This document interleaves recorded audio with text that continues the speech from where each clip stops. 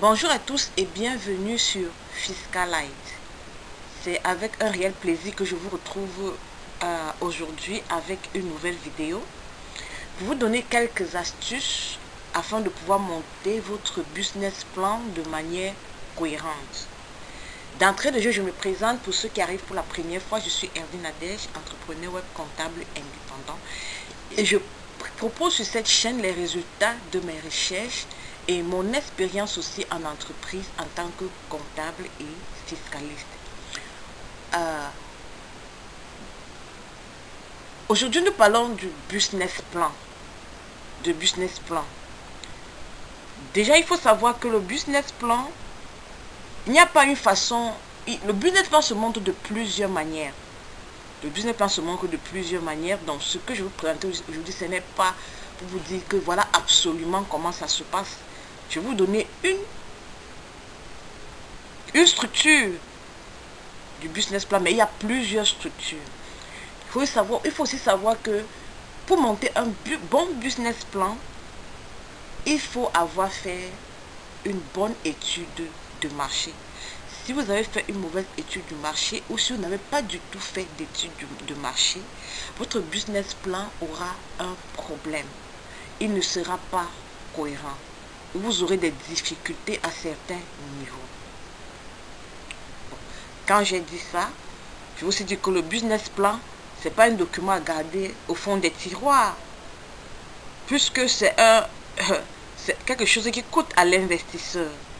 Certaines personnes se lancent dans l'entrepreneuriat sans faire le business plan.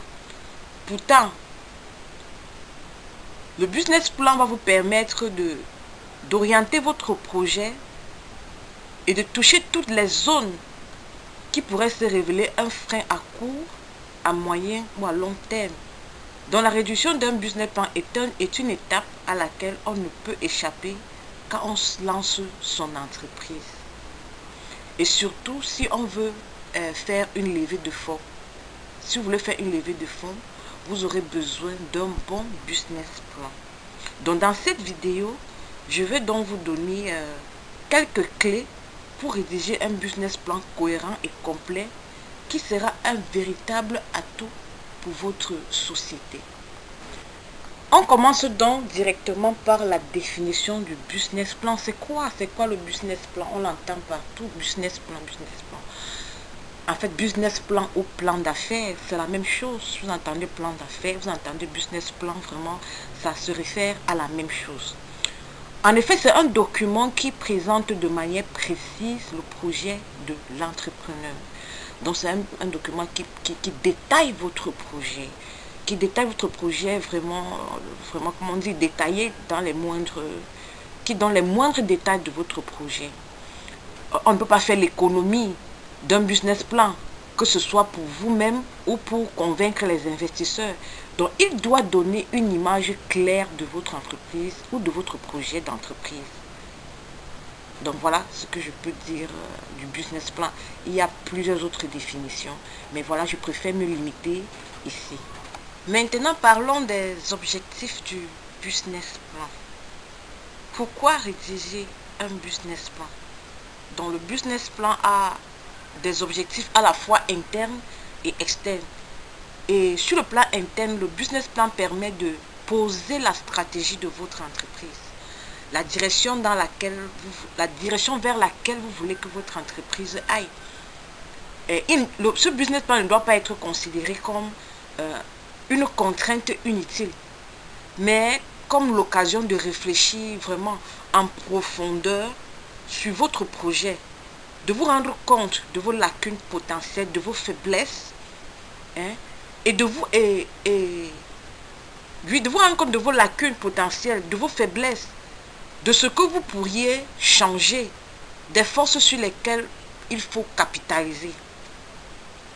Le business plan est donc un outil d'aide au pilotage de l'entreprise qui vous permet de savoir si votre projet est cohérent et réalisable. Maintenant, sur le plan externe, le business plan vise à démontrer la faisabilité de votre projet, de convaincre et d'inspirer confiance. et donc d'attirer les investisseurs. C'est grâce à lui que vous pourrez rendre votre projet, votre équipe, votre potentiel vendable. Oui, c'est grâce à lui que vous pouvez vendre votre projet. Si vous n'avez pas de business plan, vous vendez votre projet comment? Vous attirez les investisseurs comment? Et c'est ce business plan qui va vous aider à piloter votre entreprise. Parce que c'est dans le business plan qu'il y a la vision bien détaillée de votre entreprise. Alors nous passons aux différentes parties d'élaboration d'un business plan, puisque le business plan a plusieurs parties. Mais comme je l'ai dit, vraiment, ça dépend de votre projet et du secteur d'activité dans lequel vous vous trouvez. Donc il y a probablement des parties que je vais énumérer ici que vous n'aurez pas besoin de mettre dans votre business plan. Ou il y a même d'autres parties que vous aurez besoin de mettre que je n'ai pas énumérées à cause de l'exigence de votre projet. Donc, la première partie, c'est le résumé opérationnel. C'est une partie vraiment indispensable puisque c'est la partie que vous allez envoyer aux investisseurs potentiels lors de la première prise de contact si vous devez lever des fonds. Donc, vous devez le rédiger avec grand soin. Son objectif, c'est de donner un aperçu global du projet, de mettre en relief les éléments clés du dossier. Donc, quelques conseils pour cette partie. Donc, vous pouvez vous pouvez faire une brève présentation de l'entreprise. Donc, parler de son concept, le bien ou service qu'elle propose, la protection de la propriété intellectuelle éventuelle, sa situation actuelle, ses moyens actuels. Parler de la valeur ajoutée de votre entreprise. En quoi vous vous différenciez de la concurrence, en quoi votre produit répond à un besoin non couvert par le marché. Présentez votre business model. Par quels moyens comptez-vous gagner de l'argent, par exemple? L'aperçu du marché. L'aperçu du marché, la nature du marché. C'est pourquoi j'ai dit en début que vous pouvez faire un bon business plan si vous n'avez pas fait une étude du marché. Donc, parler de la nature du marché et de la clientèle. Donc, la clientèle cible. Donc, on parle ici les caractéristiques du client, leurs besoins, leurs critères d'achat, etc. Vous pouvez aussi parler de votre équipe. Une présentation rapide des membres de l'équipe dirigeante, des compétences que vous possédez, de l'organisation, de la répartition des tâches, etc. Ensuite, dans cette partie, vous pouvez parler de la stratégie et des objectifs. Présentation rapide de la situation que vous voulez atteindre et par quels moyens vous comptez le faire. Également, dans cette partie, vous parlez des prévisions. Vos prévisions à un horizon de 3 à 5 ans en termes de parts de marché, de résultats, de chiffres d'affaires. Et enfin, les fonds nécessaires. L'indication sur le montant des fonds nécessaires à l'entreprise et l'utilisation que vous en feriez. Donc, après avoir lu cette partie, l'investisseur doit avoir envie d'en savoir plus. La deuxième partie de votre business plan doit être consacrée à parler du produit ou du service que vous vendez. En décrivant votre concept, juste après votre résumé opérationnel, vous permettez à votre lecteur d'entrer rapidement dans le vif du sujet. Vous pouvez rédiger cette partie de la manière suivante. Vous parlez de votre offre, dans la présentation de ce que vous proposez, votre concept, votre bien ou service. Vous ne devez pas négliger aucun aspect, c'est-à-dire que vous parlez du coût, de la technologie utilisée, des performances du produit, les fonctionnalités, dispositifs ou procédés utilisés, éventuelle protection de la propriété intellectuelle. Ici, vous parlez aussi le stade de développement. Où en êtes-vous concrètement? Bien déjà produit, prototype réalisé, encore ou en stade de la recherche.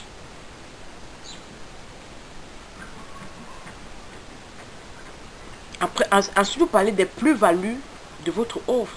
Quel est l'avantage pour le client? Pourquoi devrait-on acheter ce que vous proposez? En quoi vous vous différenciez de la concurrence? Donc, quand on parle du produit, du service, voilà un peu les éléments sur lesquels vous pouvez vous étaler. Ensuite, il y a l'histoire du projet. Il est indispensable que les personnes qui consultent votre business plan puissent vous comprendre et resituer votre projet dans le contexte qui est le vôtre. Pour cela, vous devez préciser certains éléments. Comment est né votre projet? Comment vous est venue l'idée? Pourquoi avoir choisi cette idée? Par exemple, il y a plusieurs idées qui naissent dans l'esprit des hommes. Pourquoi choisir cette idée? Quel chemin avez-vous parcouru depuis le début? Qu'avez-vous fait? Où en êtes-vous? Quelles sont les étapes par lesquelles vous êtes passé? Quelle est la situation actuelle? Entreprise déjà constituée ou non? Produit démarré ou non? Donc, vous parlez du projet dans cette partie. Ensuite, il faudra aussi présenter l'équipe dirigeante.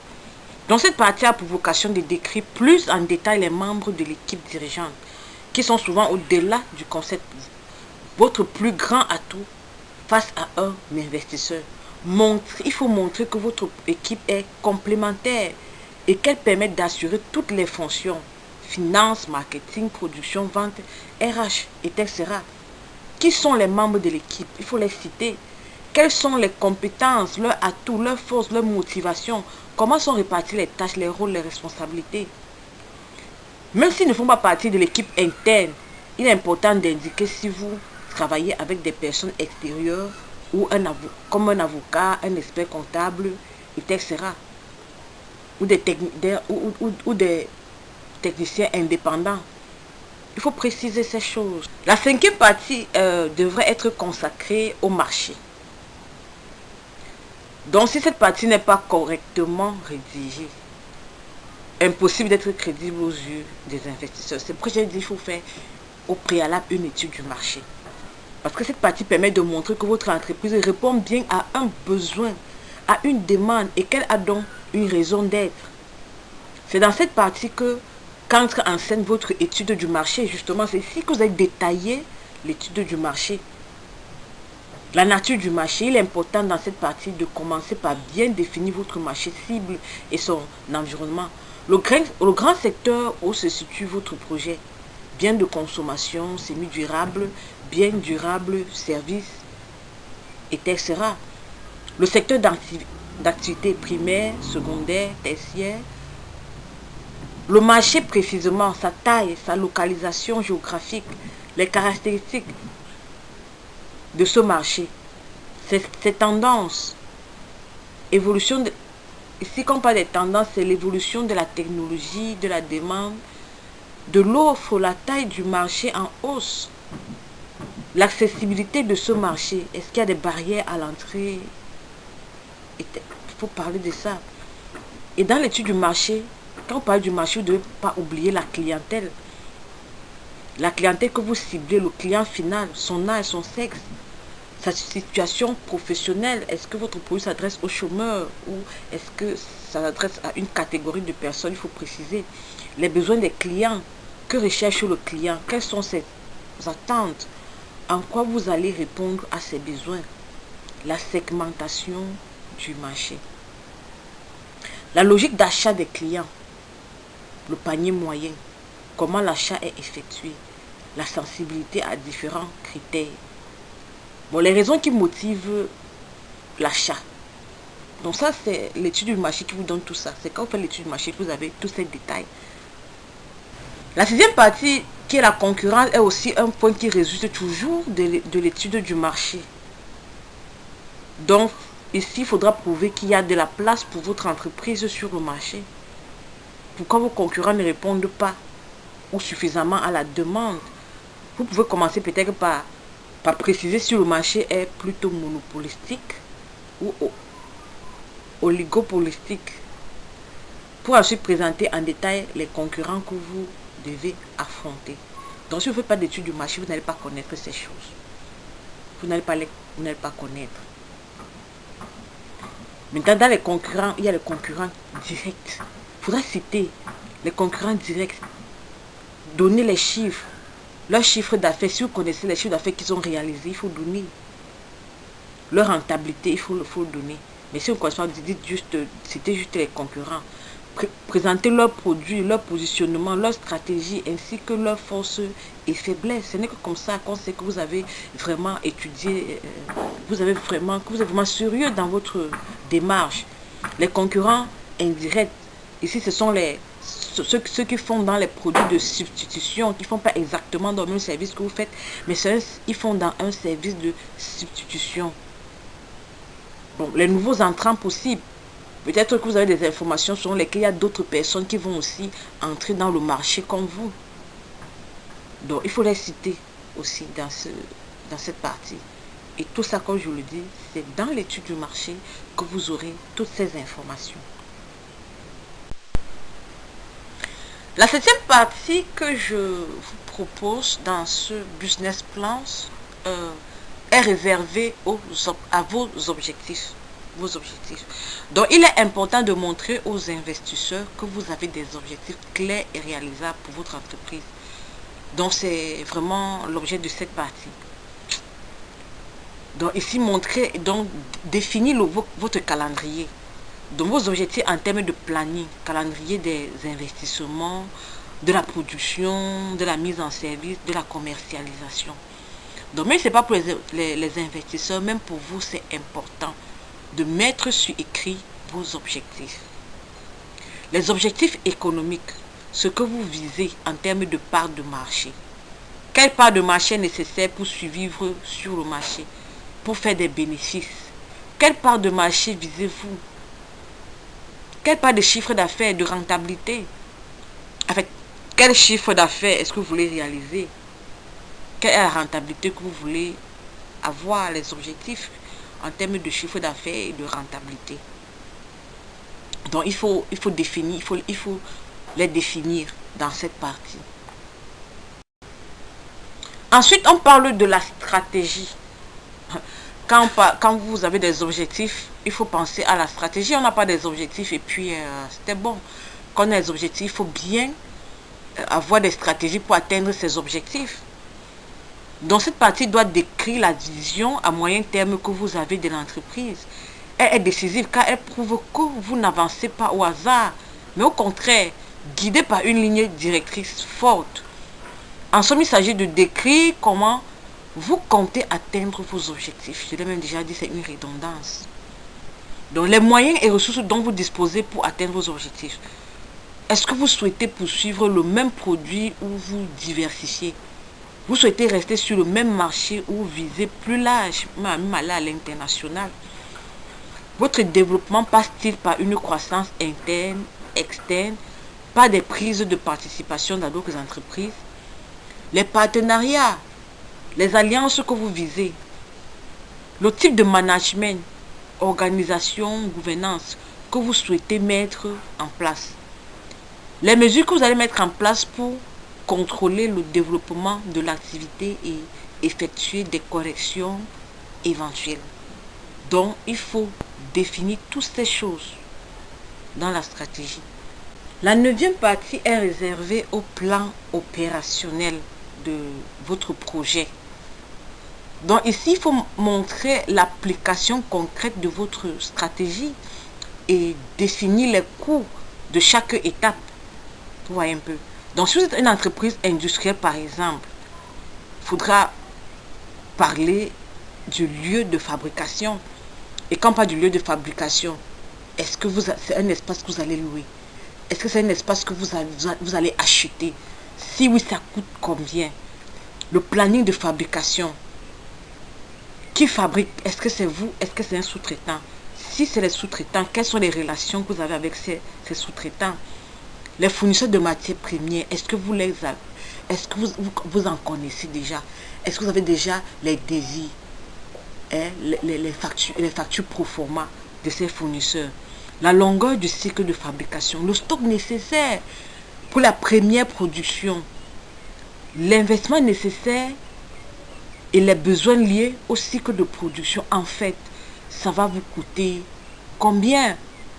Ça va coûter combien la production, par exemple, je ne sais pas, d'une série peut-être de 100 produits. Ça va vous coûter combien? Ensuite, il y a le plan marketing ou de communication. Comment allez-vous faire connaître concrètement votre entreprise au grand public?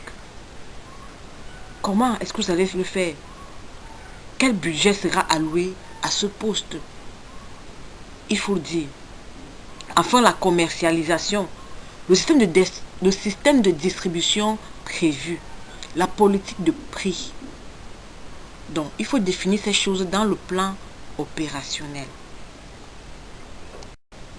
Ensuite, il y a les prévisions financières.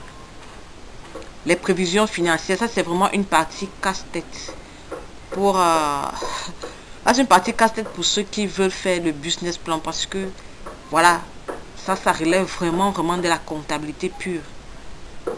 Dans les prévisions financières, il y a le plan de financement.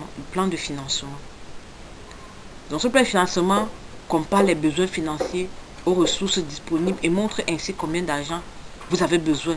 Donc, vous devez chiffrer précisément vos investissements de départ, vos charges initiales, votre besoin en fonds de roulement. Pour répondre à ces besoins, vous devez indiquer combien vous comptez investir, vos apports personnels. Donc, surtout, dans ce cas, surtout si vous êtes en train de faire un appel de fonds, vous ne pouvez pas demander aux gens de vous donner de l'argent quand vous-même vous n'avez rien. Vous n'avez rien pour votre projet, vous voulez que les gens vous donnent leur argent. Non, vous devez avoir quelque chose. Qu'est-ce que vous avez en termes de fonds propres? Ça doit apparaître dans le plan de financement. Ensuite, il y a le compte de résultats prévisionnel qui doit être établi pour les 3 premières années.